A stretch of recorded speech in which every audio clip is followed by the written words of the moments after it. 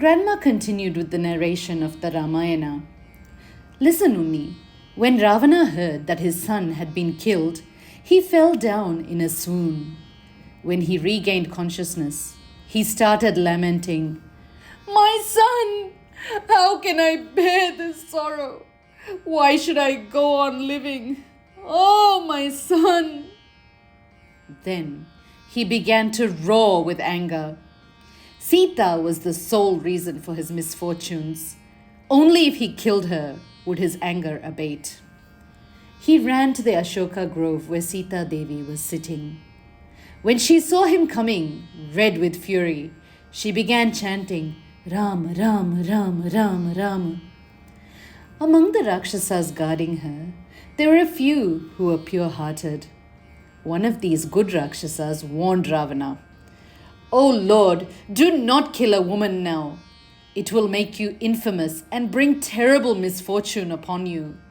You have unrivaled skills in warfare and mastery over all fields of knowledge. Go and fight with your enemy. Defeat him in the battlefield. That should be the next and rightful step. I am with you." Ravana's anger subsided. Accompanied by his Rakshasas, he went into the battlefield. His body became completely wounded by Sri Rama's arrows. He retreated to his palace, fearful and despondent, closed the doors and sat down. Then he went to sage Shukra, the guru of his clan, and bowed low before him. He said, "O Master, I am unable to handle this continuous defeat by my enemy. Kumbhakarna and Indrajit have been killed. What should I do? Please advise and bless me." He remained standing humbly before Sage Shukra. The sage advised him kindly, "Conduct a Homa or religious fire ceremony at once. Go at once and find a place where you can be free of interruption. Conduct a secret yajna therein. I shall tell you the mantra to be chanted as you perform the yajna. From the ritual fire, you will receive divine weapons that will make you invincible." As advised by his guru, Ravana located a secret cave. He set up the fire pit for the Homa and started his prayers. As he chanted the mantra that his guru had imparted to him, Vibhishana, who knew his elder brother intimately, understood what was happening. When he saw smoke rising into the skies, he told Rama, "O Lord, look into the skies. Ravana has started performing a Homa. If he completes it, he will become invincible. Therefore, please ask the monkeys to obstruct the Homa at once." Sugriva ordered the monkeys to find a way to sabotage the Homa. At once, the monkeys started creating havoc in the area around the cave. They killed the horses, elephants, and guards. But they were unable to pinpoint the exact location where the Homa was being conducted. It was a secret cave, remember? "Then how did they discover the cave, Grandma?" asked Unni. Well, Vibhishana's wife Sarama was there with them. She silently pointed out the exact location to them. The monkeys saw an opening blocked by a large stone. Angada pulverized the rock, and all the monkeys trooped inside.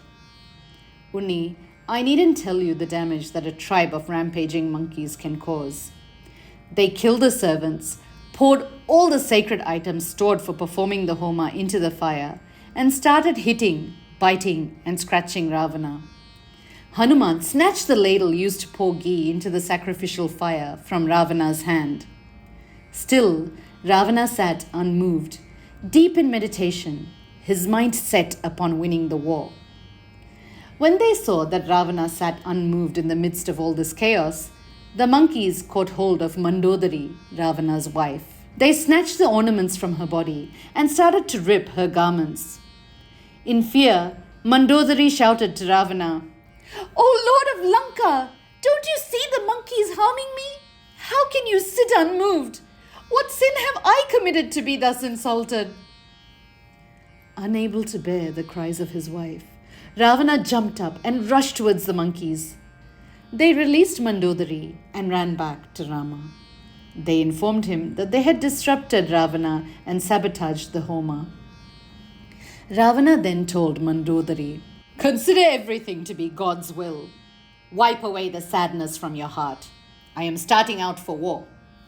Either I will kill Rama, Lakshmana, and the army of monkeys and come back victorious, or Rama will kill me. If I am defeated and killed, then you should immediately kill Sita.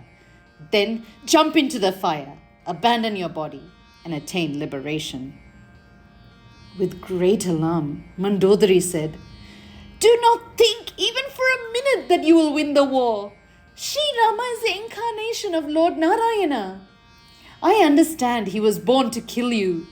You have caused the death of my beloved children. The reason for all our suffering is your treacherous abduction of Sita. Therefore, return Sita to Rama. Rama is infinitely compassionate. He will forgive you even for such a sin.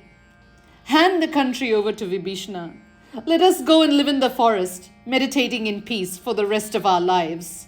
However, Ravana would not heed Mandodari's wise words. He came up with an explanation for his continuing wickedness.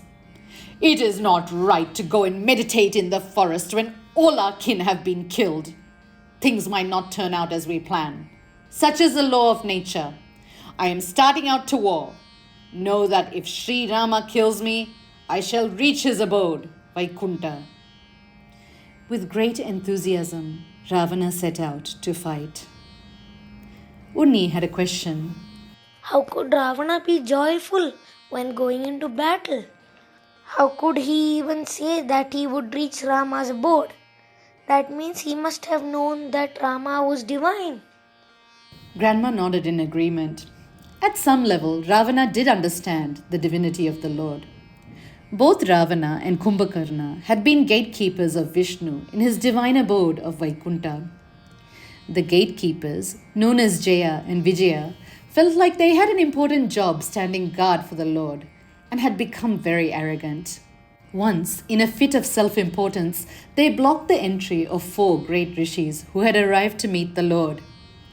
Furious, the sages cursed them that they would have to be born on earth for refusing them entry. Hearing this, Jaya and Vijaya were heartbroken, as they did not want to leave their Lord. Lord Vishnu came to see what all the fuss was about.